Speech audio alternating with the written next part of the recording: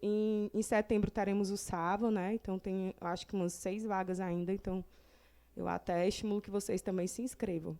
Gostaria de agradecer a Cristália, que mais uma vez está patrocinando o nosso coffee break aí. E gostaria de chamar o Dr. Arthur para dar continuidade aqui. Então, a gente aguarda todos vocês, tá? Na festa.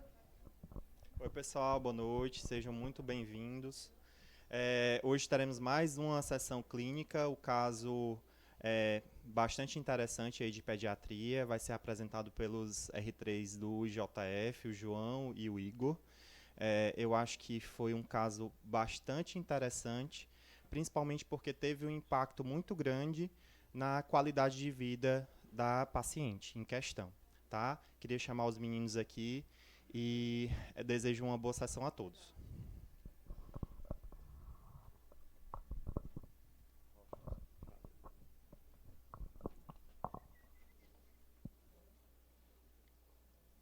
Olá, boa noite a todos. Eu me chamo João, sou M3 do JF. Juntamente com o Igor Costa, também M3 do JF, nós iremos apresentar a sessão clínica aqui da SAEC, tá bom? Ela teve orientação da doutora Daniele Dumareschi. Como convidada, a gente tem a doutora Laura Alencar. Agradecemos novamente a presença de todos, principalmente a doutora Dani, que particularmente teve que desenrolar um compromisso profissional para poder estar aqui presente. Certo? Dúvidas e perguntas à vontade, e importante a gente elencar que o objetivo não é esgotar o tema, mas fomentar a discussão. Começando pelo começo, a gente tem aqui o índice. Particularmente eu irei tratar do relato de caso, falar um pouco sobre a proteinose alveolar pulmonar e dissertar um pouco também sobre a fisiologia pulmonar em pediatria. Sobre o relato de caso, a gente tem uma paciente de 6 anos, do sexo feminino e que não tem comorbidades conhecidas. A paciente, ela tem um relato de episódios intermitentes de tosse seca, febre e dispneia, desde 1 ano de idade, apresentando limitações para as atividades físicas e dificuldade de ganho ponderal. Aos 4 anos, a criança foi hospitalizada pela primeira vez, devido à piora importante da dispneia, uma tosse agora que se tornou produtiva e presença de cianose.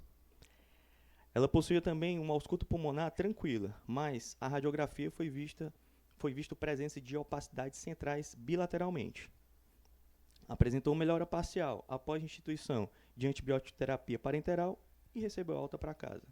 A questão é, aos 6 anos, houve piora progressiva da dispneia com episódios frequentes de cianose. E no exame físico a gente constatou a presença de pectus excavatum, baqueteamento digital leve e perda ponderal, ela tendo IMC nesse período de 11,8. Apesar do tratamento clínico instituído, antibiótico terapia e fisioterapia respiratória intensiva, a paciente apresentou piora progressiva do desconforto respiratório, com necessidade de oxigênio por cânula de alto fluxo. Falando um pouquinho sobre a história patológica pregressa. Ela tem uma história familiar de pais consanguíneos e também tem uma história de óbitos infantis por doença pulmonar de causa desconhecida. Ademais, ela também tem o lavado broncoalveolar, que foi positivo para a coloração de ácido periódico de chifre. Além de que foi realizada a análise genética e foi constatada a presença de mutação homozigótica no gene CSF2RA, confirmando, portanto, o diagnóstico de disfunção hereditária do metabolismo do surfactante pulmonar, proteinose alveolar.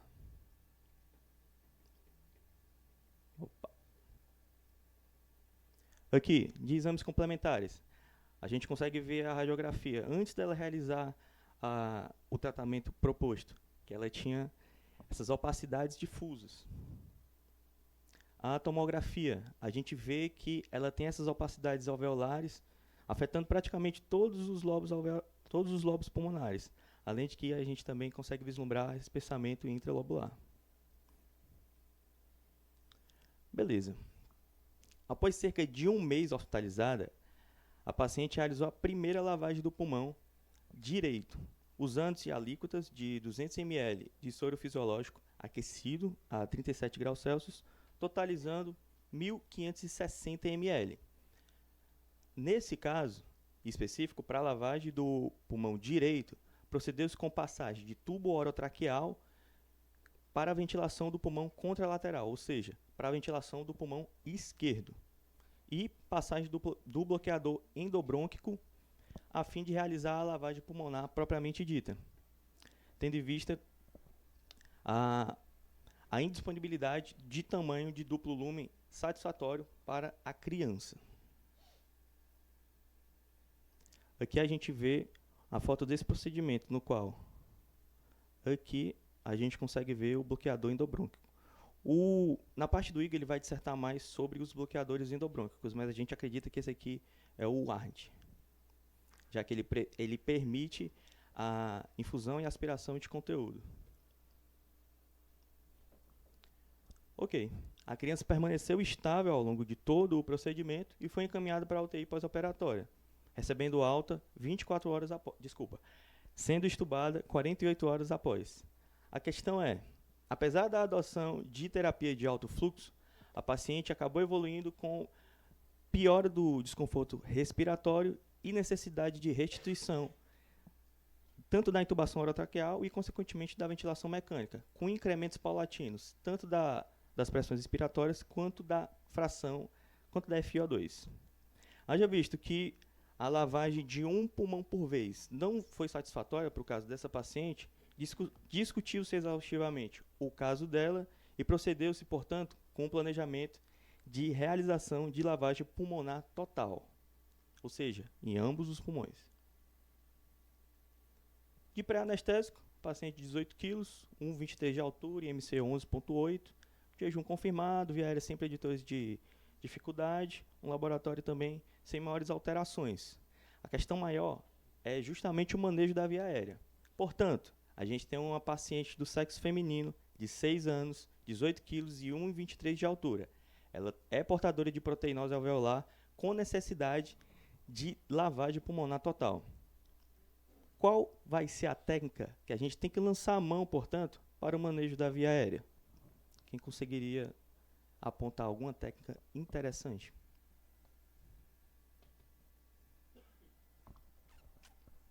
Se a doutora Dani quiser contribuir de alguma forma, explanar algo acerca do caso.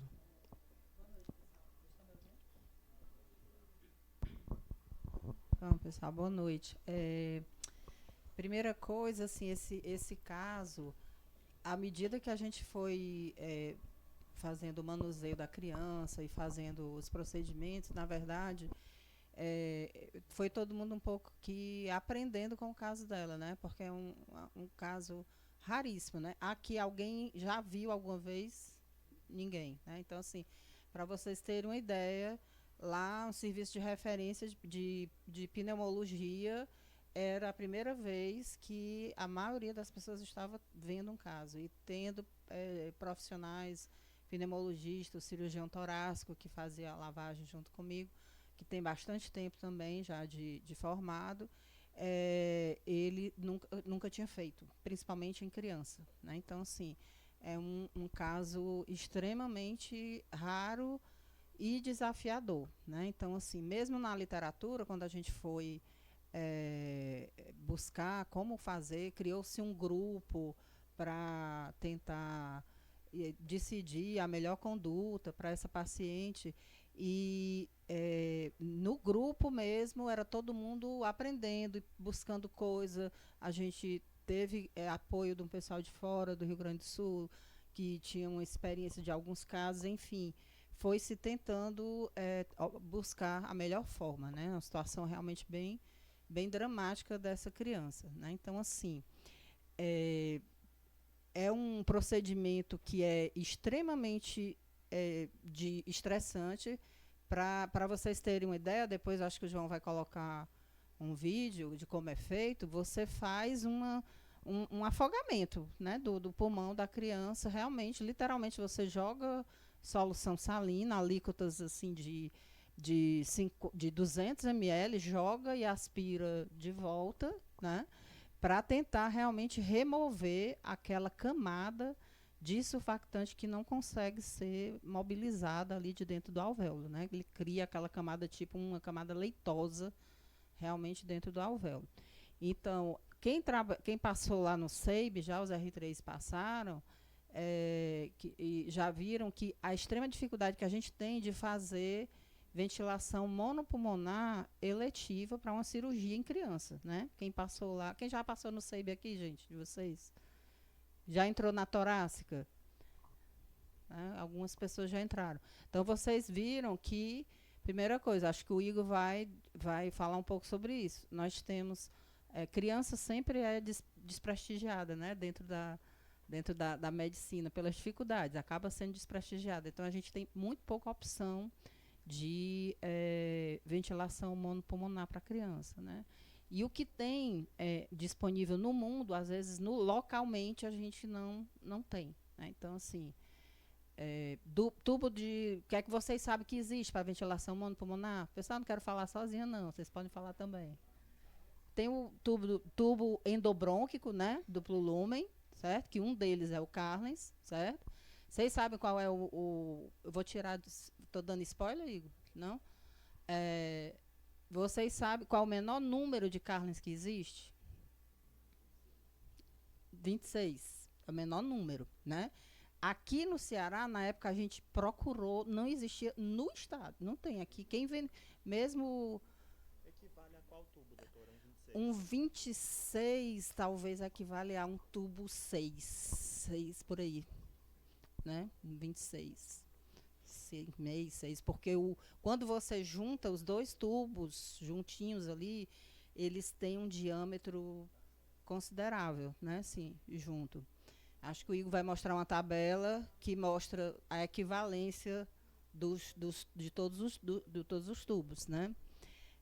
A gente ainda conseguiu que viesse de fora um tubo 28, mas não cabia na criança, não cabia na criança. Então, a opção era realmente outra alternativa. Bloqueador brônquico é outra dificuldade que a gente tem aqui de adquirir. Muita dificuldade. Orelha de freira, né? Não é o adequado. Mas dentro dessa condição, vocês já estão uma experiência com Foglet? Já a gente usa lá para cirurgia. Criança pequenininha a gente usa como bloqueador brônquico. O problema é que o Foglet, para você lavar e aspirar, não dá. Então, fora de cogitação. Ele dá para você operar, mas para lavar o pulmão não dá, porque tem que ser o tubo, o bloqueador brônquico, ele tem lumen, aí dá para você lavar, né? E o ideal realmente seria o tubo, quando é em adulto, que você faz com tubo de duplo lumen, né? Seria uma coisa boa. E nessa criança, a lavagem do pulmão direito dela, que era o pulmão pior, se não me engano, não era, João? O direito era pior do que o esquerdo. Mesmo com o bloqueador brônquico, ela não foi muito eficaz, a primeira lavagem. Por que vocês acham que não foi muito eficaz? O que é que tem no pulmão direito que pode dificultar essa... Isso. Lobo superior direito, né? Então, assim, pela presença muito precoce ali do lobo superior direito, você oclui muito fácil com qualquer dispositivo. Até a colocação do tubo endobrônquico para o lado direito, como é o nome dele, pessoal? O do esquerdo com gancho é o Carlens, né? E o direito? Quem que sabe? Hã? Se tiver o gancho. O Robert Shaw, ele é para os dois lados. White. É o White, exatamente. E só para o lado direito seria o tubo de White, que ele tenta superar essa dificuldade do lobo superior direito, porque ele tem um orifício para ventilar o lobo superior direito. Certo? Mas mesmo assim, a colocação dele, a gente pensa, por que se entuba mais o lado esquerdo? Por que não vai para o lado direito, que já é mais linha reta, né? Por conta desse bendito lobo superior direito, que ele atrapalha bastante, porque qualquer coisinha ele oclui. Então, por conta disso, não se conseguia lavar bem o lobo superior direito da criança, entendeu? Quer falar, né, Manoel? Tem outro problema também, porque a drenagem tem que ser espontânea, né? Não pode ser por aspiração. Não, tem que ser por gravidade. Tem que ter um lumen. É, exatamente. Exatamente. O bloqueador brônquico, ele já limita mais também, né? O lumen dele, né? Tanto que adulto você faz com um tubo de duplo lumen, que o tubo é considerável, né? O diâmetro é considerável. Vamos em frente, João. Pronto. Opa. Show. Voltando. Beleza. Elencamos aqui algumas possibilidades para lançar a mão do manejo da via aérea da paciente. E a estratégia que a gente utilizou foi a seguinte. A partir do terceiro procedimento em diante, de lavagem pulmonar total, adotou-se o planejamento de intubação simultânea de ambos os pulmões com tubos orotraqueais de tamanhos diferentes. Tamanho 4 É um e tubo 4,5. endobrônquico de pobre, viu, gente? Tamanho 4 pro brônquio-fonte esquerdo e o 4,5 para o brônquio-fonte direito. Isso permitia justamente a ventilação intermitente dos pulmões. E desse modo foi possível utilizar grandes volumes de solução salina. Foi cerca de 2.700 em cada lado com extubação precoce. Daí a paciente realizou um total de 9 lavagens pulmonares totais e constatou-se a ausência de sintomatologia, tolerância ao exercício após esses procedimentos e ganho ponderal. Foi realmente algo muito bom. Falando do ato anestésico em si, 8h15, paciente entrou em sala, paciente bem orientada, cooperativa, sem necessidade de medicação pré-anestésica. A doutora Dani gosta de frisar que a própria paciente ela tinha vontade de ir para o procedimento porque ela sabe que iria melhorar. Às 8h20, indução anestésica venosa. Sulfenta, meio por quilo, propofol 3 por quilo, rocurônio 1,2 por quilo. Às 8h25, a intubação propriamente dita. Inicialmente, a gente foi procedido com a intubação do brônquio-fonte esquerdo, já que ele é mais difícil de seletivar. E como ele é mais estreito do que o direito, a gente adotou o tubo número 4. E o artifício que foi utilizado para facilitar essa intubação seletiva foi lateralizar a cabeça para o lado direito. Para intubar o brônquio-fonte esquerdo, a gente virou a cabeça para o lado direito. E depois, o cirurgião torácico checou a seletividade com a fibroscopia. Seletivado o brônquio-fonte esquerdo, a gente procedeu agora com a intubação seletiva do lado direito. E aí, como ele tem um calibre maior, a gente procedeu com a utilização do tubo número 4,5. Sempre, como já falou aqui, com cuidado para não excluir o brônquio lobar superior direito. E, novamente, checou-se a seletividade com fibroscopia. Aqui alguns vídeos. Oi. É.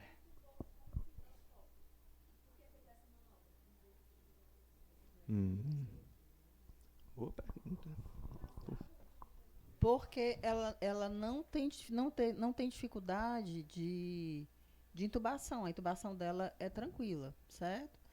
E normalmente a passagem para a esquerda que a gente faz em criança é assim. Você faz normalmente desse jeito, às cegas, virando a cabeça para o lado direito.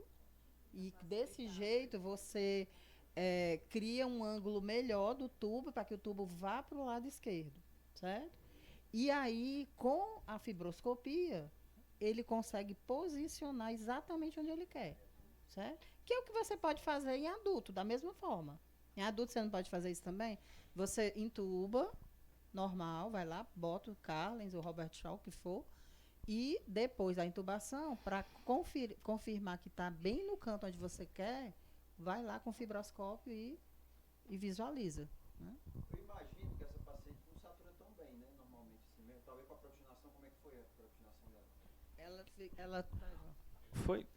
A gente levou em consideração que ela realmente não oxigenava bem. Não, E aí, assim, só para complementar, Dani, me perdoe assim, é mais rápido você intubar com laringe e depois seletivar se for o caso. Sim, Você sim, tem sim. Exatamente. Exatamente. Isso aí é uma boa observação aí que o Germano está falando é que, gente, fibroscopia é muito bom, mas não resolve todos os nossos problemas, principalmente em situação em que você tem dessaturação rápida e emergência. Fibroscopia não é para essa situação.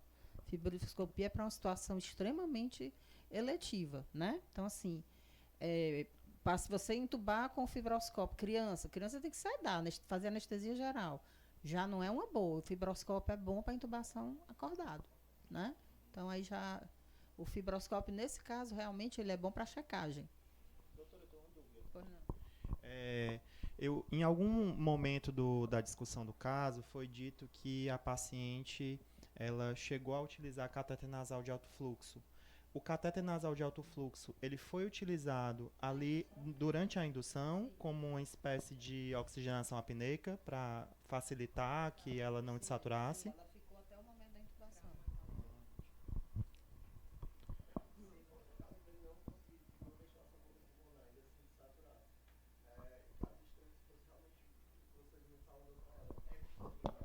Boa, excelente pergunta. Se seria viável. Sim, e inclusive a equipe da ECMO estava a postos.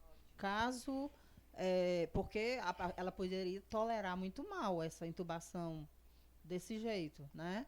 Ela poderia tolerar muito mal, ela poderia... O que mais que vocês esperam que pode acontecer durante o procedimento?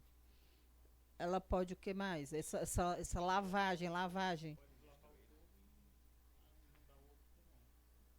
Você pode inundar o pulmão, né? Eles fazem, gente, às vezes, uma síndrome de hiperpermeabilidade, né? Então faz tipo um edema mesmo. É tanto que, assim, de um pulmão para outro, a gente normalmente faz diurético no meio do caminho. Porque é como se você estivesse encharcando mesmo. Então, eles podem fazer um edema, né? Ali do pulmão, assim, de hiperpermeabilidade. Pode fazer uma lesão alveolar ali e não saturar realmente bem. Então, tem que ter... Tem relato na literatura, quando a gente foi olhar, de casos em que foi feita a lavagem com o paciente em ECMO. O paciente não tolerava. É uma outra opção. Prosseguindo. Alguns vídeos aqui, só para exemplificar. Aqui o Matthews e a doutora Dani, cada qual com seu pulmão, ventilando. E aqui à direita, o detalhe é que, além de ter utilizado um tubo para cada bronquifonte, também foi acoplado um tubo em outro, para ter um maior comprimento de via aérea e facilitar justamente esse vídeo da esquerda. Enquanto que o cirurgião está procedendo com a lavagem, a gente tem um tubo de comprimento maior para facilitar o manuseio. Facilita o manuseio, mas aumenta consideravelmente a resistência. Isso. Mas se o senhor prestar atenção aqui, ó, a saída do tubo está bem por aqui. Bem por aqui. Enfim. Não aumenta tanto, não. Não aumenta, não. Pois é, Deus ajudou e cabia. Deu tão certo que ela fez. De 9 foram 6. 6 desse jeito. Eu fui 7, na primeira aliás. sem muita fé. Gente, vai caber, vai caber. Então, vamos. Mas deu certo. Às 8h20, manutenção da anestesia também venosa, com remifenida, propofol e dexmedetomidina, sem maiores mistérios. Evitando justamente, tanto na indução quanto na manutenção, evitar gás inalatório, já que aquela superfície vai estar toda indisponível. Aqui, cada qual. Aqui foi uma vez que a senhora fez sem a necessidade de acoplar outro com outro, né? Teve de todos os modelos, teve anestesia para essa menina. Pronto. E aí, às 8h40, iniciou-se a lavagem pulmonar total, como eu falei anteriormente, 2.700, total... Opa! Tentou fazer com aquele, de usar o dispositivo do volume também, né? A conexão, entendeu? O Y do volume.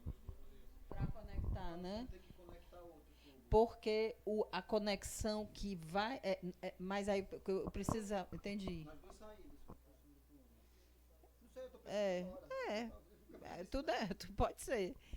E outra coisa que conectado ao tubo, a gente ainda tinha que ter como conectar no final do tubo um extensor para lavar. Aquele conector que tem a saídazinha, até para você botar uma oxigenação apneica no pulmão não dependente. Para aspirar, né? Tá. Para aspirar. Não usamos, não. Como já foi dito anteriormente, o ECMO estava de sobreaviso e também estava tendo um trabalho intensivo da equipe de fisioterapia durante o procedimento. Ó, vocês observam que o tubo do meio do procedimento, ele é mais sanguinolento, né? Ali é como se ela já tivesse um pouquinho de hiperpermeabilidade, né? Uhum. Um pouquinho de edema. Enfim. Mais alguns vídeos. Mais alguns vídeos. Aqui à esquerda é a infusão. Ó como é aí, Germano. Tá vendo? E à direita, como é que vem? Depois de infundir a solução salina. Bota o outro. De novo. O outro não é vídeo, não? Não, é só foto, doutora. Ó como é que vem? Vem essa coisa bem leitosa mesmo, né? Aí você tem que lavar, o que é recomendado é lavar até clarear realmente o fluido que está voltando. Uhum.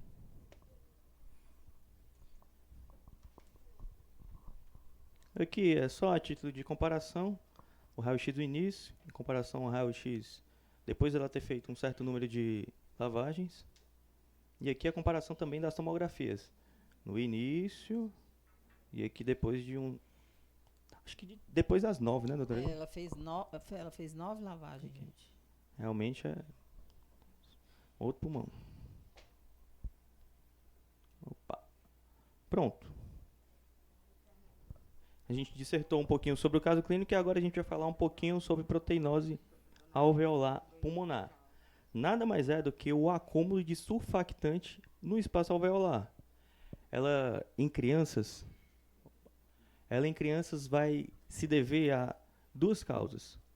Ou o erro do metabolismo do surfactante, que é o caso da nossa paciente, ou devido à imunodeficiência. E em relação ao erro do metabolismo, ela pode se dar de duas formas. Ou a forma congênita, quando se desenvolve mais precocemente do paciente pediátrico, ou na forma hereditária, quando se desenvolve com quando a criança está um pouco mais velha. Mas em ambos os casos a gente tem a famosa alteração do gene CSF2RA. Além de que a gente também vai ter a presença do acúmulo de material lipoproteinase PAS positivo. A prevalência vai ser da ordem de 2 casos a cada 1 milhão de indivíduos com menos de 18 anos, dados dos Estados Unidos, e os sinais e sintomas são justamente os que a nossa paciente apresentava. Dispneia, intolerância ao exercício, baixamento digital, enfim, tosse não produtiva, déficit de crescimento. Os achados de exame de imagem são justamente aqueles que a gente viu na tomografia, a densidade de vidro fosco bilateralmente, além de que o diagnóstico vai se dar alterações nos exames de imagem, o exame do lavado broncoalveolar com teste com PAS e o padrão ouro sendo o teste genético.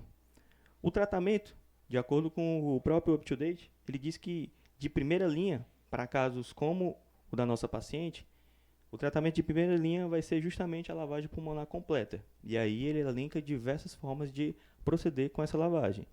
Intubação com tubo duplo lumen, intubação orotraqueal normal com câmara hiperbárica de oxigênio e intubação com 2 tubos simultaneamente, como foi o caso daqui. Intubação para lançar a mão de bloqueador endobrônquico se a idade da criança permitir e for adequado no caso. E, por fim, em casos extremos, o ECMO. O prognóstico, como a gente viu também com a nossa paciente, é excelente após a lavagem pulmonar completa, preponderantemente na forma hereditária. E agora, para finalizar a minha parte, é só para a gente discutir um pouquinho sobre fisiologia pulmonar em pediatria. Só para a gente traçar alguns paralelos entre a população pediátrica e a população adulta. a gente vai traçar algumas particularidades. Inicialmente, falando sobre as vias aéreas superiores. A gente tem que, conforme a criança vai se desenvolvendo, a gente vai ter mudança tanto na forma quanto no tamanho das estruturas diversas. A laringe, por exemplo, na população pediátrica, ela localiza-se mais cefalicamente no pescoço. Além de que a gente tem aquela famosa conformação da epiglote em ômega. Aqui é uma foto de um neonato. Já as cordas vocais em pacientes neonatos têm esse aspecto branco peroláceo. Aqui já paciente de 2 anos, que a gente vê que se perdeu a forma de ômega, mas continua curta a epiglote, e o aspecto branco peroláceo também foi perdido.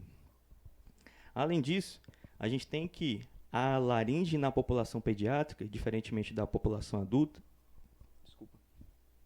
ela tem um aspecto como se fosse em funil, como se fosse um tronco de cone, na qual a parte mais estreita vai ser aqui a altura da cartilagem cricoide.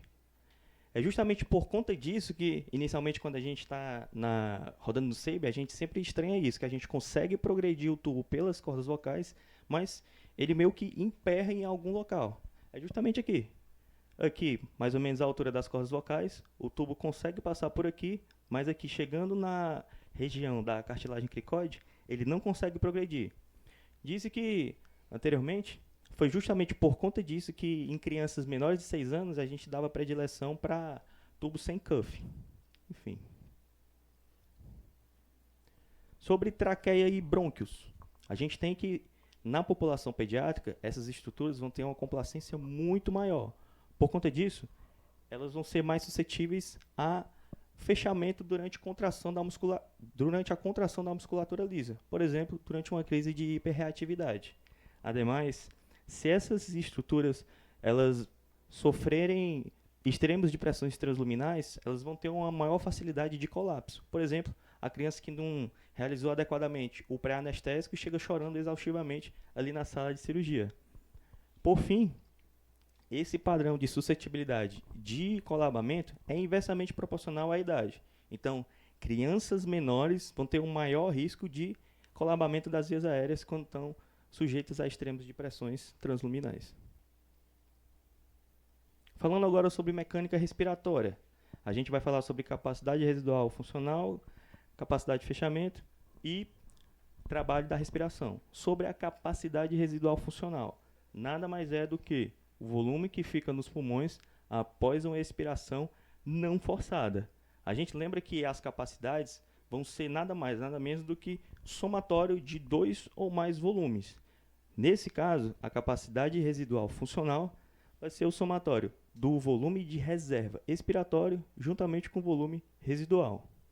É o momento no qual as forças externas da parede torácica vão estar iguais à força de recolhimento do pulmão. Interessante ponderar que em neonatos e crianças pequenas, a gente tem uma fraqueza da parede torácica. É uma parede com musculatura mais delgada, não tem tanto arcabouço ósseo. Além de que o abdômen vai empurrar o diafragma cefalicamente. Por conta desses motivos, a população pediátrica vai ter uma menor capacidade residual funcional e, portanto, vai ter uma maior facilidade de dessaturação e hipoxemia quando tem apneia. Se naturalmente a população pediátrica já é sujeita a dessaturar e evoluir com hipoxemia e apneia, imagina paciente com proteinose alveolar, que o surfactante está ali ocupando todo o espaço alveolar dela. Falando agora sobre capacidade de fechamento. Nada mais é do que o volume no qual inicia-se o fechamento das pequenas vias aéreas. A gente tem que, em crianças e neonatos, eles vão ter, como eu já falei anteriormente, elevada complacência. Ademais, tem essa fragilidade da parede torácica, mais adelgaçada, com pouco arcabouço ósseo. E, devido a isso, eles vão ter uma maior dificuldade de manutenção da pressão intratorácica negativa. Portanto, devido a todos esses fatores, eles vão ter uma maior suscetibilidade de fechamento das pequenas vias aéreas durante cada respiração. Trocando em miúdos, traduzindo isso, nada mais é do que dizer que a capacidade de fechamento, ou seja, o volume no qual inicia o fechamento das pequenas vias aéreas, vai se dar durante o volume corrente. Durante o volume corrente, a criança pode estar lá fazendo atelectasia e prejudicando a sua respiração, se tornando suscetível a atelectrauma. Trabalho da respiração. Nada mais é do que a multiplicação, o produto da pressão transpulmonar, lembrando que é a pressão transpulmonar, a pressão alveolar menos a pressão pleural, pressão transpulmonar vezes o volume corrente, certo? Se a gente pegar o trabalho da respiração, dividir pelo peso na faixa pediátrica e pegar o trabalho da respiração e dividir o peso na população adulta, a gente vai ver que esses valores vão ser um tanto quanto similares.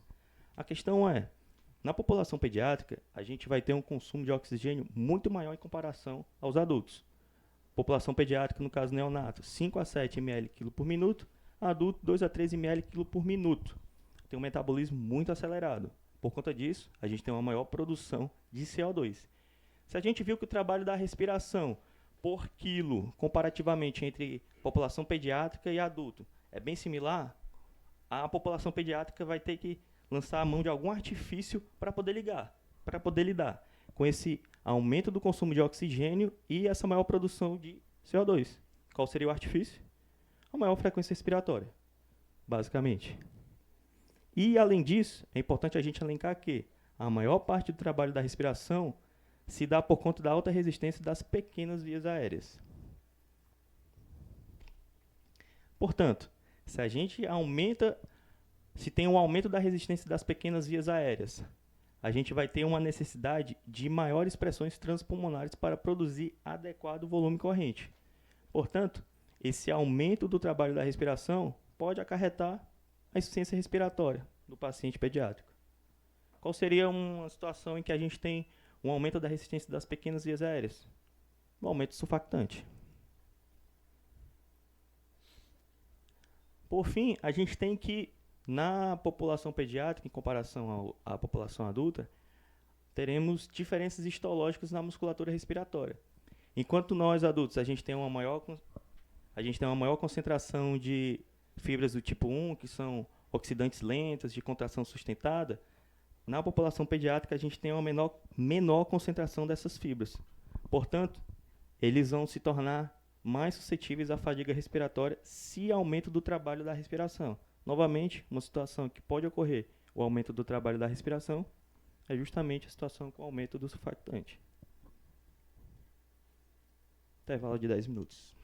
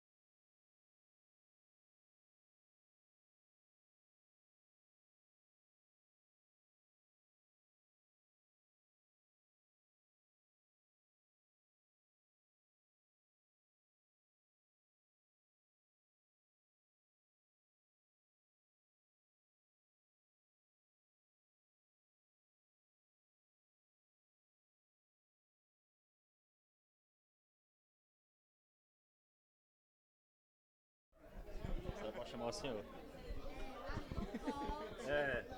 Se o diretor não tá aqui, como é que vai? Dá pra ver direitinho aí? Dá, pô. Esse aqui não atrapalha vocês não, né? Beleza. Boa noite, pessoal. Boa noite. Bora lá voltar aqui na nossa apresentação. Só para me apresentar, mas o João já me apresentou. Meu nome é Igor, tá? Sou M3 do JF. E a gente agora vai dar continuidade aqui à nossa parte teórica da nossa sessão de hoje, tá certo?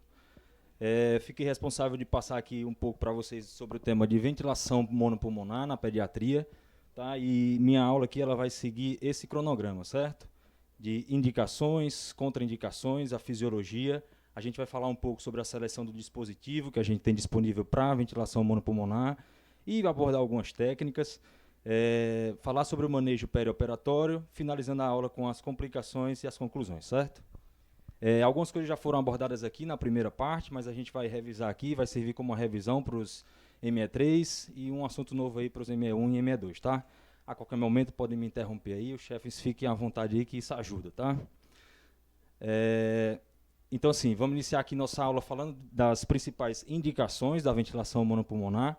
Elas são divididas basicamente em dois grandes grupos, né, que seria a exposição ao campo cirúrgico em cirurgias torácicas e a possibilidade de você isolar anatomicamente um pulmão do outro que esteja com algum processo patológico, certo?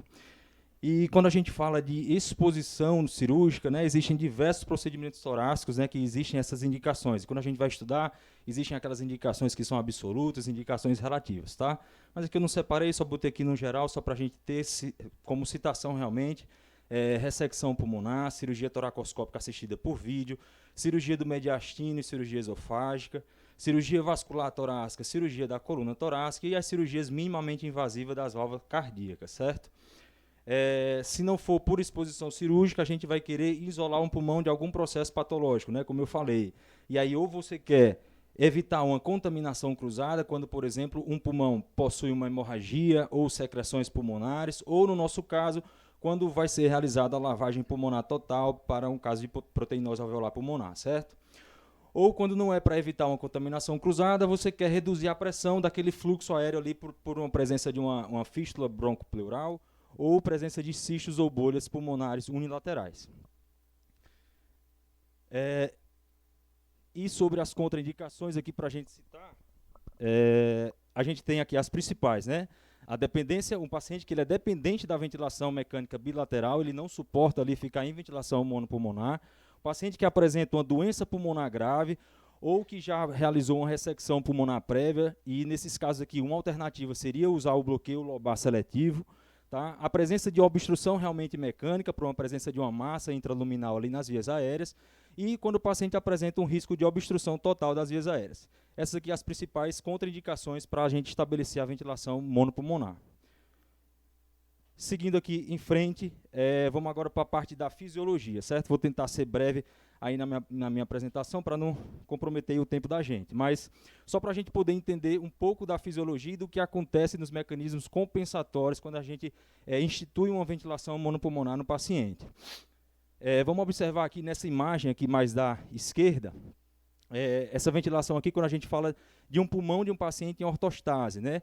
A gente lembra lá, né, das zonas de West e a gente sabe que aqui no ápice pulmonar a gente vai ter um alvéolo que é mais aerado. Então é um alvéolo que é menos complacente, certo? E nas bases a gente tem os alvéolos que são mais ventilados e mais perfundidos, mas são alvéolos que têm uma complacência melhor, certo? Então aqui quando a gente coloca para o gráfico da complacência, a gente tem que o ápice pulmonar, ele vai estar lá em cima naquela curva, então apresentando uma complacência menor, certo? E as bases pulmonares estariam aqui nessa faixa do gráfico com a complacência melhor, tá certo? E quando a gente coloca o paciente em decúbito lateral, a gente não tem uma grande repercussão assim, nessa mudança de decúbito. É como se o pulmão não dependente ele assumisse as características do ápice pulmonar e o pulmão dependente assumisse as características da base pulmonar, certo? E aí eu coloquei ali do lado, né, que as porções dependentes elas apresentam maior fluxo sanguíneo e a maior ventilação. Quando a gente vem para essa figura abaixo, aqui esses dois pulmões aqui, ó, é o mesmo correspondente desse aqui de baixo, tá? Que é o paciente acordado em decúbito lateral. E aí está tremendo, marquei. E aí, lá nessa curva de complacência, eles estão lá. O ápice aqui e a base é como se fosse o pulmão dependente, aqui na complacência melhor, certo? E essa imagem aqui do lado seria o paciente anestesiado. E aí esse paciente anestesiado mais relaxado, ele vai sofrer maior com as compressões. E aí é como se os dois pulmões eles descessem na curva de complacência. Então o pulmão não dependente, ele vai passar a ser um pulmão que você vai ter melhor para ventilar, certo? Ele vai ter uma complacência maior, tá certo? E aqui o pulmão dependente, ele vai ser mais difícil de ventilar, certo? Ele vai aqui para uma faixa de complacência menor, tá bom? E aí, quando a gente institui a ventilação monopulmonar, em teoria, a gente vai deixar um pulmão sendo perfundido, mas totalmente sem ventilação. Então, a gente acredita-se, né, que o shunt seria de 50%. O que não acontece, o shunt ele reduz, né, em torno de 20% a 30%, que é o que acontece na ventilação monopulmonar, por conta de 3 principais motivos, que são eles. A própria manipulação cirúrgica do pulmão não dependente faz com que reduza o fluxo sanguíneo que está indo para esse pulmão. A posição lateral, que tem esse aumento gravitacional da perfusão e vai aumentar a perfusão no pulmão dependente, e a vasoconstrição pulmonar hipóxica, que entra aqui como principal fator nesse mecanismo de compensação, certo? Coloquei aqui outra imagem, só para a gente ver que o paciente pediátrico, lá que eu falei, ó, o pulmão aqui em cima, esse representa o pulmão não dependente, recebendo em torno de 40% do fluxo sanguíneo, e aqui embaixo um pulmão dependente, recebendo em torno de 60% do fluxo sanguíneo. Essa imagem aqui, ó, estabelecendo a ventilação monopulmonar, aqui para o pulmão dependente, né, eu estou isolando esse pulmão aqui, e aí é como se a vasoconstrição pulmonar hipóxica e todos aqueles mecanismos lá reduzissem em torno de 40% a 50% o fluxo de sangue que estava indo para esse pulmão não dependente, certo? Mas o que a gente sabe como o João falou, né, esses mecanismos compensatórios acontecem no adulto, mas não são tão eficazes na criança. E algumas coisas justificam isso. O próprio João falou, né, que a caixa torácica da criança ela é mais cartilaginosa, então ela sofre mais com essa compressão. O pulmão dependente, principalmente, ele sofre essa compressão maior, inclusive com a compressão abdominal que vem através do diafragma. Associado a isso, o João também falou que a capacidade residual funcional ela é próxima do volume residual, e isso faz com que o paciente ele tenha maior propensão ao fechamento das vias aéreas, né, formando as atelectasias. Existe também uma redução do gradiente de pressão hidrostática entre os dois pulmões, ou seja, o desvio de fluxo sanguíneo do pulmão não dependente para o dependente ele é menor na criança. Associado a esses 3 fatores, ainda tem a alta taxa metabólica nos bebês. Tudo isso faz com que eles sejam uma população que apresente um risco aumentado de desenvolver hipoxemia. Todo mundo acompanhando? Vamos embora. Nervoso. A gente eu elenquei aqui para a gente falar um pouquinho da vasoconstrição pulmonar hipóxica, né? Como eu falei, é um dos principais fatores que ajudam nessa compensação na ventilação monopulmonar. E aí é basicamente isso. A hipóxia alveolar ela vai redirecionar o sangue para as regiões que estão sendo mais ventiladas. E é descrito na literatura que esse gatilho é em torno de uma PaO2 abaixo de 100 milímetros de mercúrio, né? E como eu já comentei, ele vai reduzir o fluxo sanguíneo em torno da metade, né? Para o sangue que estava indo para o pulmão não dependente, reduz em torno de 40% a 50% do sangue, certo? Uma coisa que é importante é que existe uma fase inicial e uma fase tardia de instalação e de reversão. E aí isso é importante quando a gente vai operar um paciente que vai fazer procedimentos bilaterais sequenciais. Você opera um pulmão e em seguida vai operar o outro. Então, aquele pulmão que foi primeiramente operado, ele ainda vai estar sofrendo processo de vasoconstrição pulmonar hipóxica. Então, isso vai predispor o paciente a desenvolver mais hipoxemia, mais hipercarbia, certo? E aqui embaixo, para finalizar, os fatores anestésicos que são limitantes. Os principais, eu elenquei ali, ó, hipocapnia, hipotermia, a alcalose, seja ela metabólica ou respiratória, e o uso de inalatórios acima de 1 can. E o contrário disso, né, hipercarbia, hipertermia, seriam fatores que potencializam a vasoconstrição pulmonar hipóxica, tá certo? Pronto, agora é outro tópico da aula que a gente vai falar agora de seleção do dispositivo, né? Já foi abordado aqui algumas coisas, a gente repete e vai revisando e fixando. Então, assim, quando a gente vai estabelecer a ventilação monopulmonar no paciente, a gente tem 3 caminhos a seguir. Ou a gente vai usar um tubo endotraqueal de lumen simples, que vai posicionar no bronco principal, que foi o que a gente fez na nossa paciente do caso, Ou a gente vai lançar a mão de um bloqueador brônquico, ou a gente vai lançar a mão de um tubo endotraqueal de duplo Igor, lume. licença. Pois não, doutora. No decorrer da aula, você vai falar considerando aí que você falou da vasoconstrição hipóxica, você vai falar das estratégias, como é que a gente ventila uma criança? Vai falar, né? Quais são os alvos, saturação.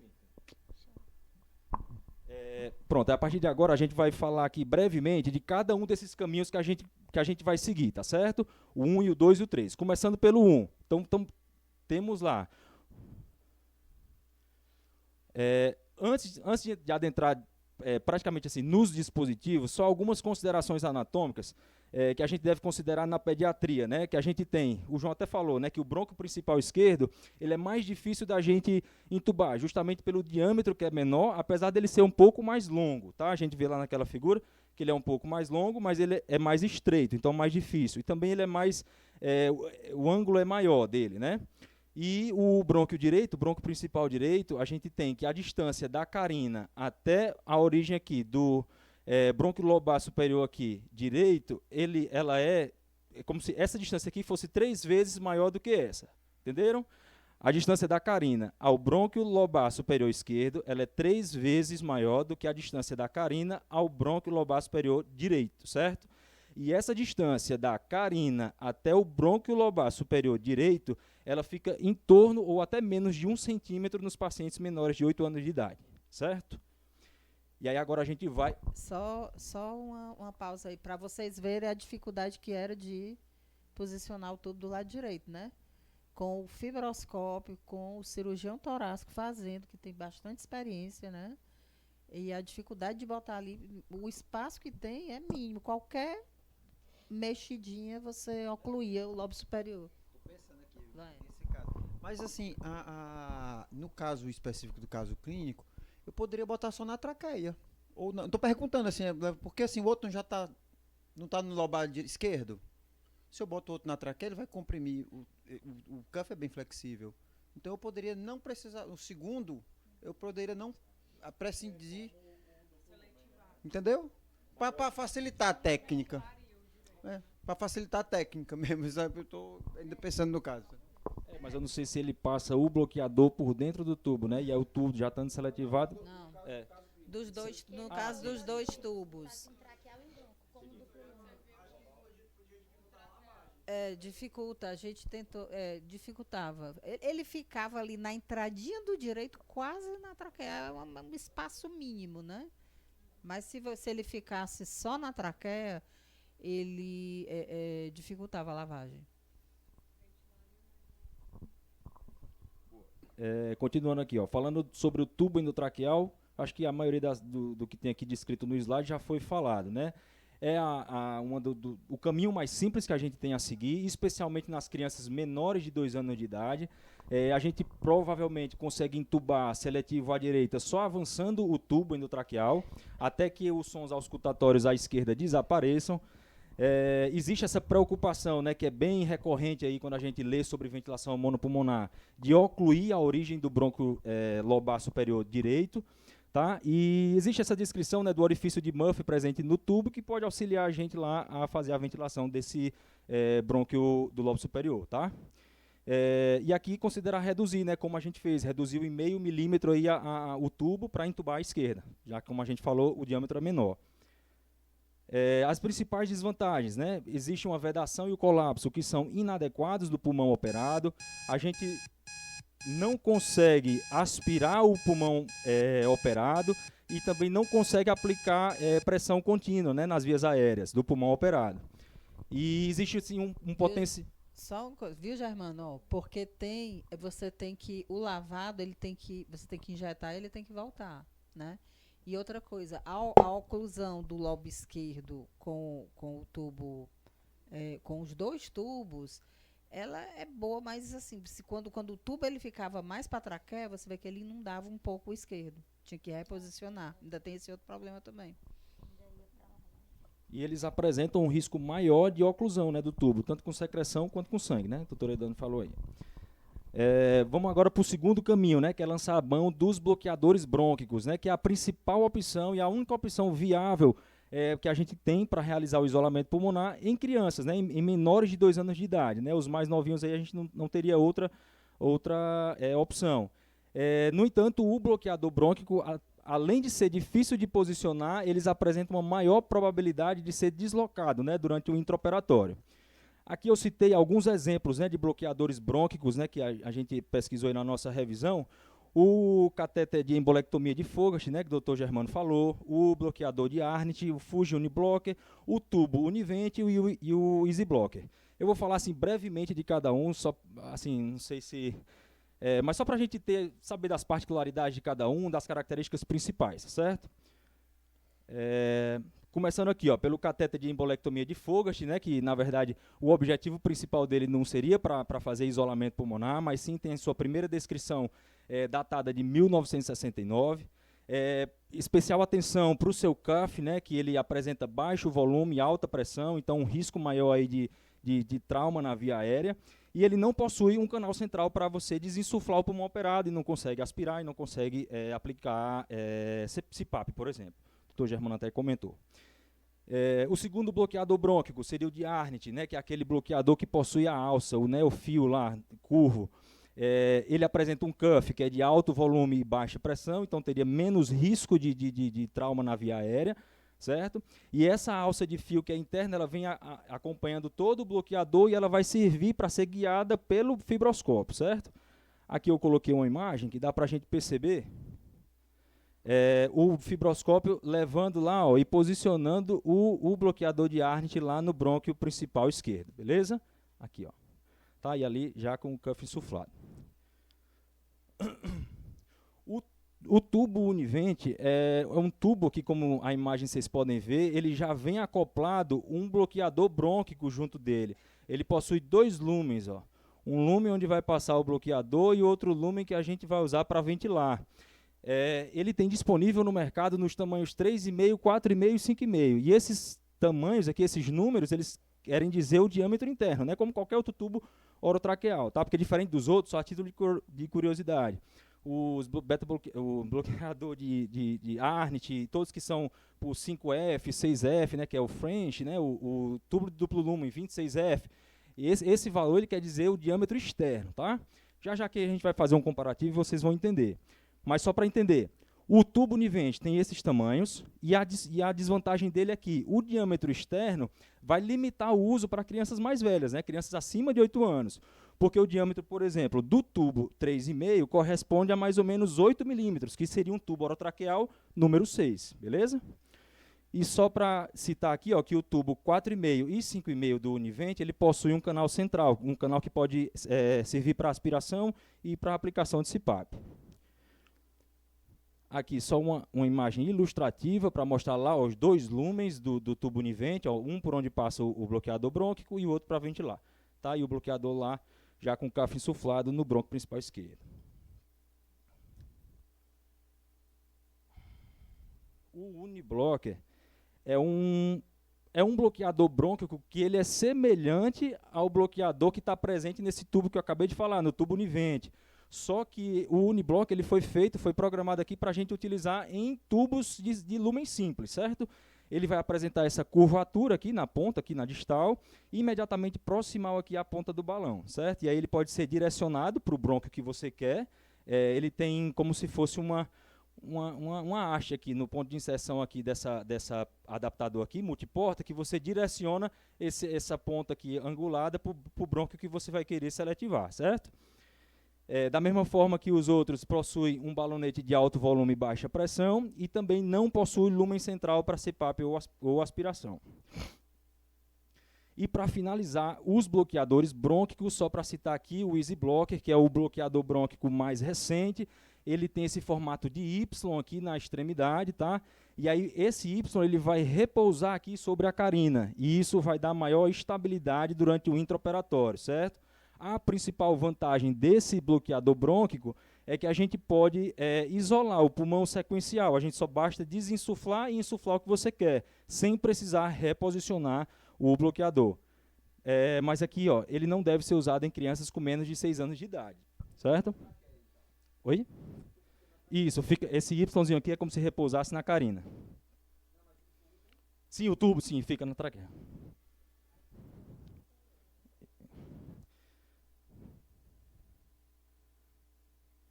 Quando a gente vai estudar sobre ventilação monopulmonar pelo bloqueador brônquico, eles falam de algumas abordagens, né, que você pode lançar mão, tanto da abordagem extraluminal como a abordagem intraluminal, que nada mais é você passar o bloqueador por dentro do tubo ou por fora do tubo, né? E assim, a lógica é que você passar por dentro de um tubo, você precisa de um tubo com um diâmetro menor. Então, para criança muito novinha, não vai dar certo.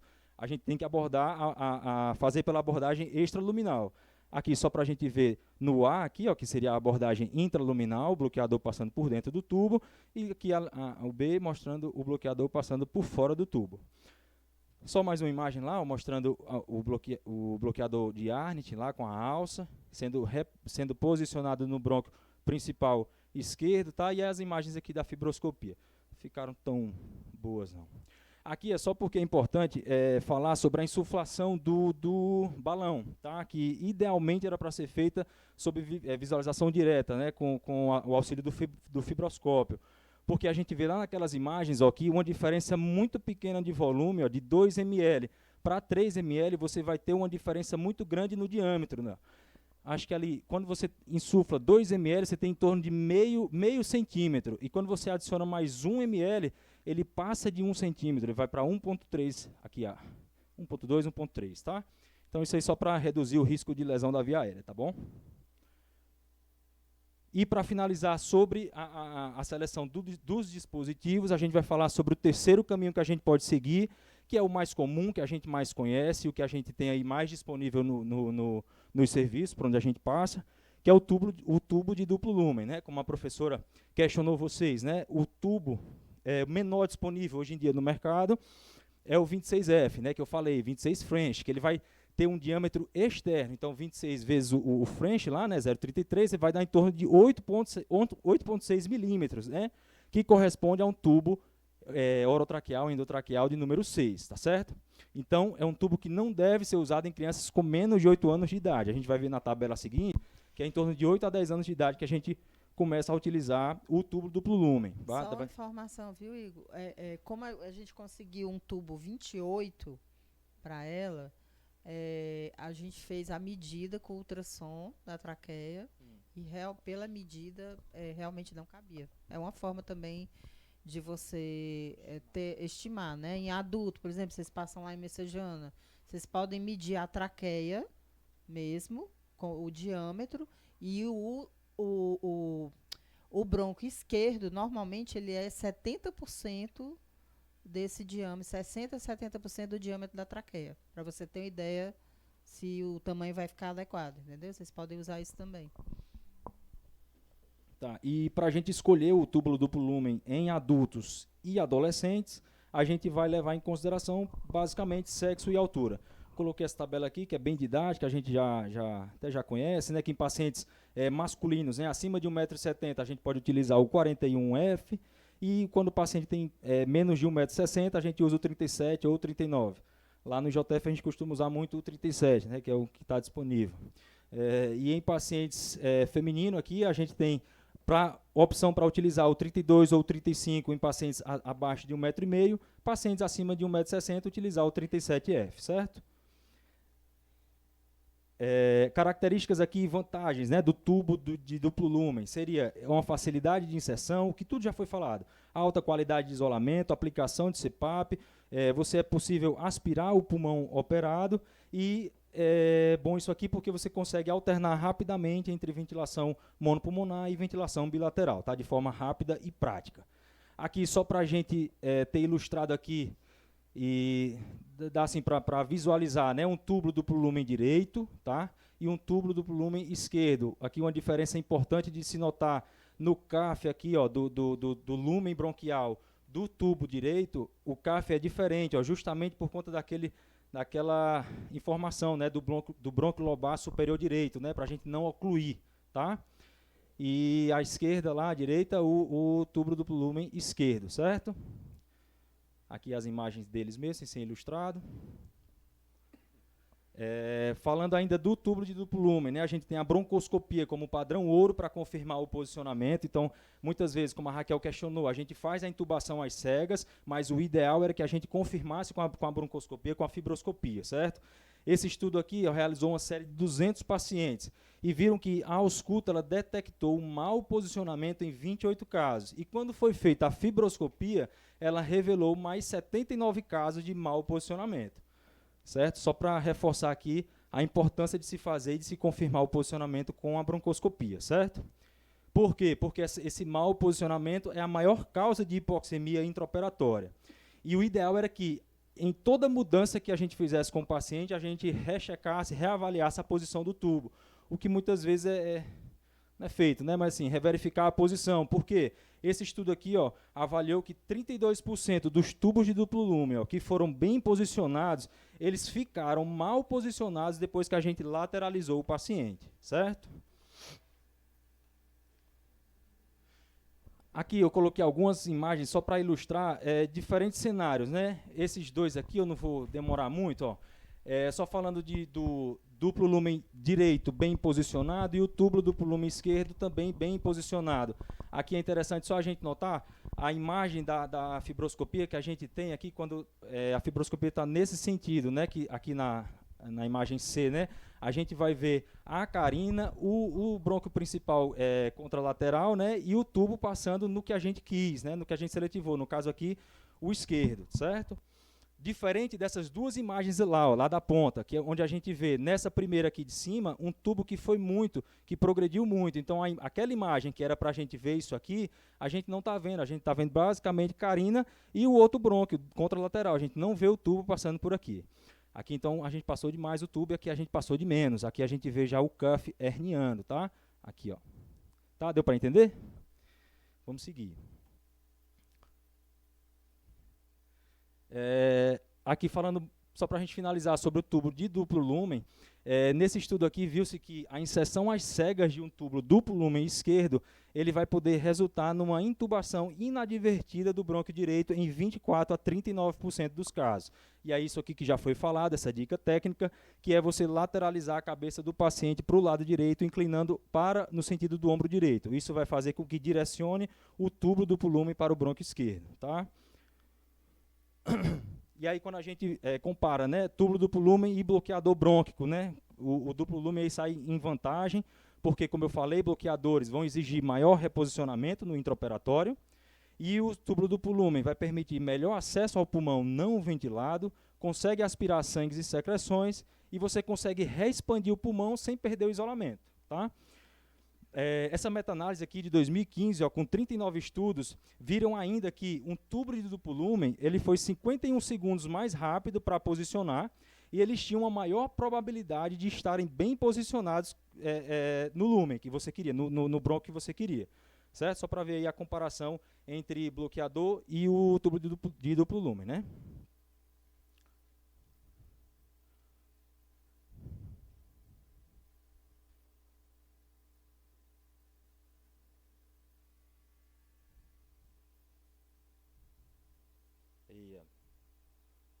Aqui uma tabelinha que resume basicamente tudo que a gente falou até agora.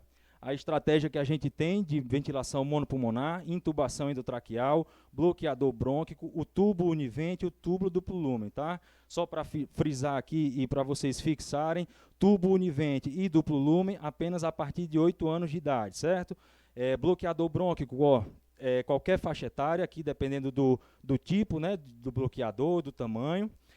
Bloqueador brônquico também está indicado nos cenários que o paciente tem traqueostomia ou dispositivo supraglótico, ou quando esse paciente apresenta dificuldade de via aérea, certo?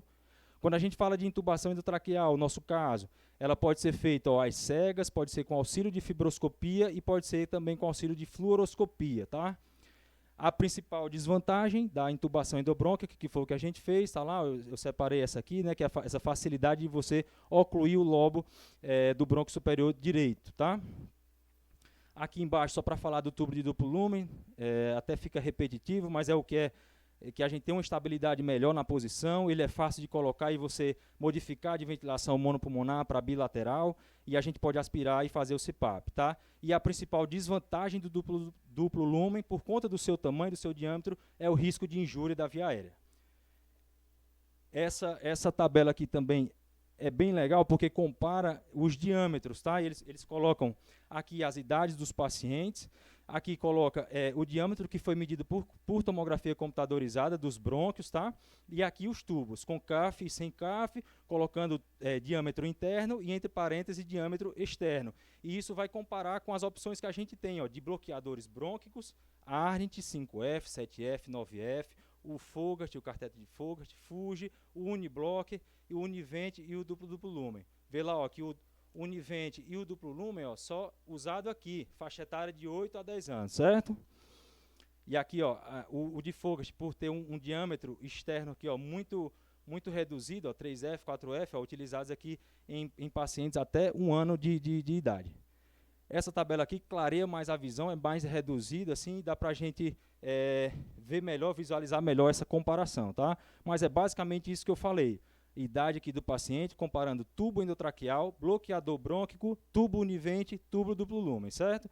Só verificar nessas principais aqui indicações, ó, 8 a 10 anos, o 26 aqui, tubo duplo lumen, tubo univente, 3,5, a partir também ali dos 6 a 8 anos. E é isso. Vamos para frente. Agora, outro tópico da aula, sobre o manejo perioperatório. Como a gente vai manejar esse paciente durante o intraoperatório, quais são os alvos, né? A doutora Laura aí puxou. Atualmente não há um consenso sobre como você ventilar essas crianças durante a ventilação monopulmonar, mas acredita-se que você estabeleça volumes correntes, né, uma ventilação protetora, volumes correntes ali na média de 4 ml por quilo, 4 a 6 ml por quilo. Essa PIP ela deve ser empregada para reduzir a atelectasia intraoperatória, e as crianças, por mais que a gente estabeleça uma ventilação monopulmonar eficaz, elas vão desenvolver algum grau de hipercarbia, certo? Que vai ser facilmente resolvida quando ela ventila bilateral. E o porquê de fazer essa ventilação protetora, por que o cuidado com esse manejo perioperatório? O principal é por conta das lesões pulmonares, certo? Lesões pulmonares agudas, que vão desde lesões leves até síndrome de desconforto respiratório no adulto. E aqui tem uma incidência de 2 a 4% de lesão pulmonar aguda após procedimento de ressecção pulmonar. E uma incidência de 8 a 12% após procedimentos de pneumectomia, certo? Uma incidência aqui é relativamente considerável, mas com uma mortalidade aqui altíssima, tá? De em torno de 40%. Então, o nosso objetivo principal com essa ventilação protetora seria reduzir o trauma alveolar, prevenir a sobredistensão alveolar e essas atelectasias cíclicas, né? Você insuflar e colapsar o pulmão. Isso é bem danoso para o paciente, tá? E manter uma oxigenação adequada com o mínimo de injúria pulmonar. Esse slide aqui basicamente resume os alvos que a gente quer, tá?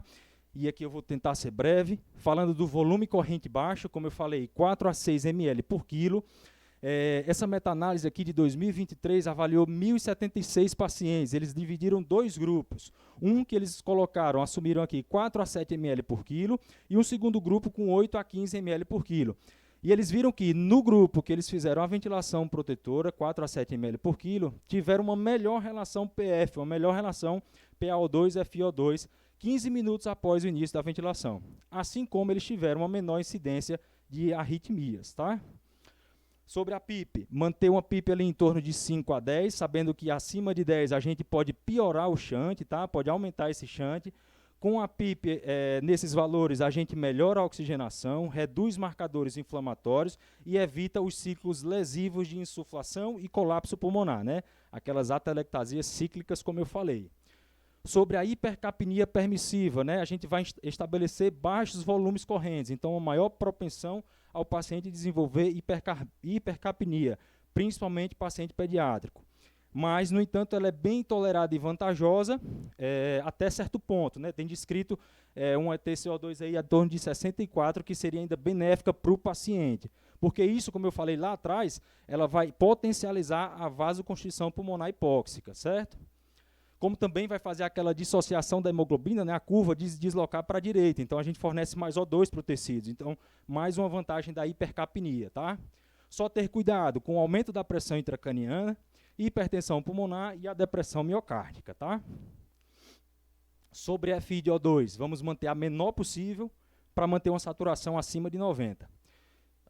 Esse estudo, com 2.936 pacientes, mostrou que um FiO2 acima de 80%, ela esteve associada a uma pior oxigenação pós-operatória, tá? E sobre as pressões nas vias aéreas, né, baixas, né, você, para evitar barotrauma, ter ali uma pressão inspiratória até 30 centímetros de água e preferir ventilar o paciente com pressão controlada, tá? Para ter uma melhor distribuição do volume e até reduzir, você evitar aumentar o espaço morto. Alguma consideração, Antônio? Era isso aí que a senhora tinha falado, né, dos alvos, né? Beleza.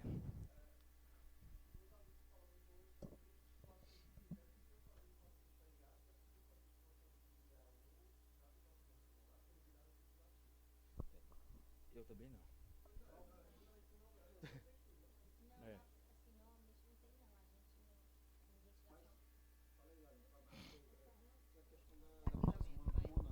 Por que a gente não faz recrutamento, titulação de PIP assim, com tanta frequência na ventilação monopulmonar?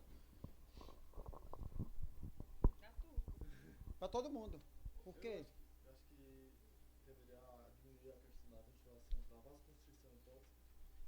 Não vai, pode diminuir, mas assim, o pensamento é mais ou menos. Na hora que eu comprimo muito aquele pulmão, lembra que a resistência vascular pulmonar, se o volume está muito baixo, aí vai aumentando o volume pulmonar, ela vai diminuindo e depois aumenta de novo.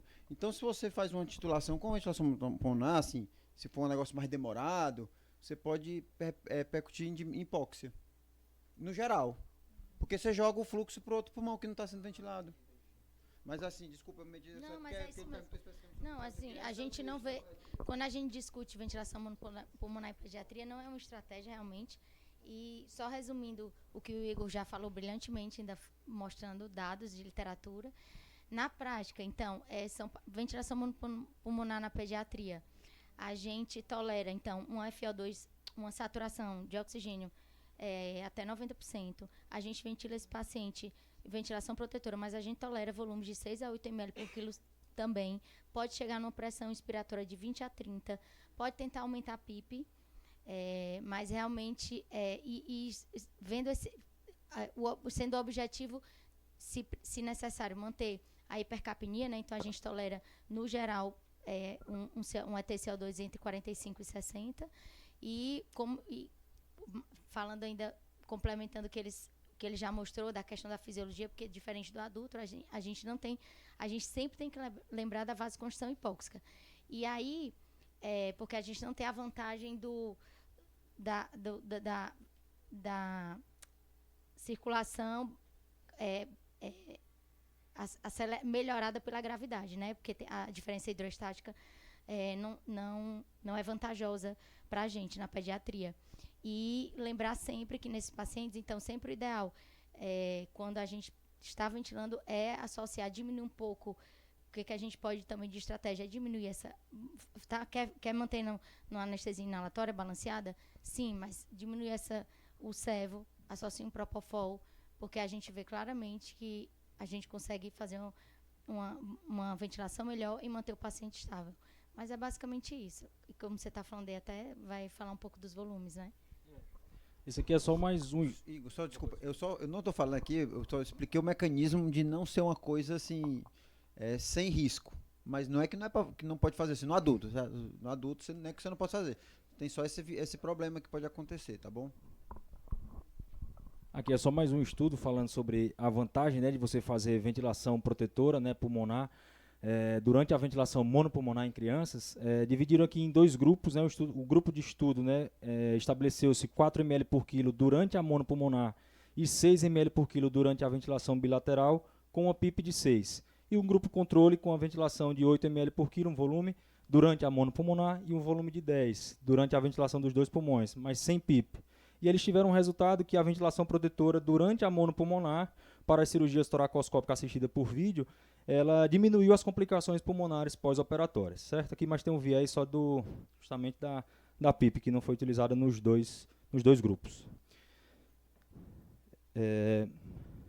Falando de complicação, né, a principal delas, a hipoxemia, como a doutora Laura falou, a gente tem um alvo aí, manter uma saturação acima de 90%, e aí onde a gente pesquisou, onde a gente teve como base para a nossa discussão, quando o paciente ele apresenta uma saturação abaixo de 90%, durando 2 minutos, o médico deve seguir esse algoritmo, que começa lá em cima, informando o cirurgião da dessaturação do paciente, segue aumentando a FiO2 em 100%, você aplica, né, faz o recrutamento alveolar ali com uma pressão de 20 a 30 centímetros de água, vai checar o posicionamento do bloqueador ou do tubo de duplo lumen com fibroscopia óptica, aumenta a PIP aqui de 1 a 2, que ele fala, né, dependendo aqui no pulmão dependente. Se possível, aplicar CPAP no pulmão não dependente. Mesmo assim, não teve sucesso, retornar à ventilação bilateral e ver a possibilidade de ficar alternando entre ventilação monopulmonar e ventilação bilateral. Se mesmo assim não surtir efeito, abandonar a ventilação monopulmonar. Isso seria a principal complicação. Falando aqui, só para a gente finalizar, de outras complicações, vou citar aqui bem rápido, estudos que perceberam que a pneumonia e o tempo de internação hospitalar eles foram semelhantes em pacientes submetidos a isolamento pulmonar com bloqueador ou com túbulo de duplo lumen, né? Não teve diferença. A dor de garganta pós-operatória é uma queixa bastante comum, ocorrendo em até metade dos pacientes que são entubados com túbulo de duplo lumen, né? Aí o diâmetro bem grande, risco de via aérea, risco de trauma de via aérea maior. A ruptura traqueobrônquica, ela está descrita, bem rara, menos de 0,2%, mas com alta taxa de mortalidade, em torno de 42%, certo? E, por último, aqui, essa meta-análise de 2015 mostrou que os bloqueadores brônquicos estão associados a uma menor incidência de dor de garganta, rouquidão e lesão da via aérea aí por motivos óbvios, tá? Pelo tamanho e tudo, né? E finalizando aqui nossa apresentação, nossas conclusões, né? Tem-se que a nossa ventilação mecânica, né, na população pediátrica, ela tem evoluído bastante aí nos últimos 15 anos, principalmente com o advento, né, de novos bloqueadores brônquicos, né, diversas abordagens para colocação, como eu falei aqui. Mas mesmo assim a intubação endobrônquica ela ainda permanece como uma abordagem eficaz e simples para você estabelecer a ventilação monopulmonar, porque na maioria das vezes é o que a gente vai dispor do nosso serviço, é o que tem ali disponível, como foi, por exemplo, para o nosso caso, tá? E é importante só salientar que os casos são muito raros, então por conta disso a gente tem pouco estudo para comparar a técnica, para estratificar risco, para desenvolver basicamente assim diretrizes baseadas em evidências, para a gente conseguir compreender melhor o nosso público e como a gente estabelecer da forma melhor possível a ventilação monopulmonar na faixa etária pediátrica, tá? E é isso, pessoal. Aqui a gente utilizou nossas... Opa, macho! Fotinha aqui, botou... Sai dentro, pode ir aqui na nossa paciente. Explique. Explica Vai, aí, mano. doutora Dani, explique. Vai, João.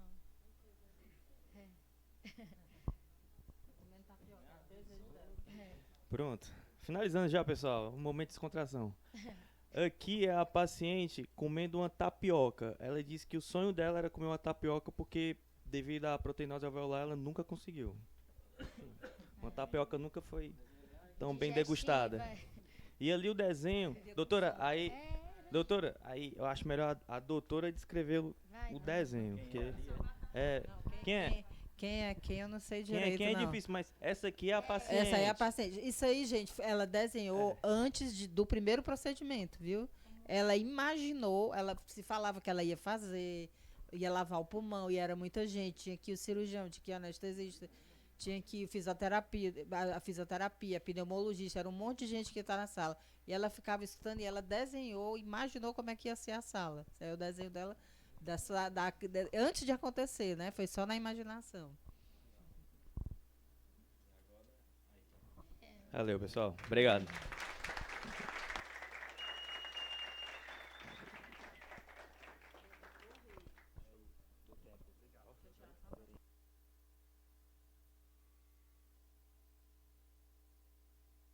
Agradecer aqui os meninos, a sessão foi excelente, pessoal, parabéns. Última sessão aí da residência, né? Ô, coisa boa. É, sim. Última sessão deles, né? Não, apresentando, doutora. Aguardo vocês, para quem não fez a inscrição no curso de monitorização hemodinâmica com o Dr. Germano, na semana que vem, na terça-feira da semana que vem, e espero todos vocês na nossa festa, na nossa comemoração de 70 anos, tá?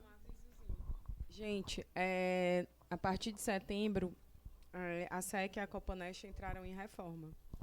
Então, provavelmente, a nossa outra sessão será aqui na Sossego, no auditório. Mas a gente confirma, tá? A data está confirmada, está tudo ok, por enquanto.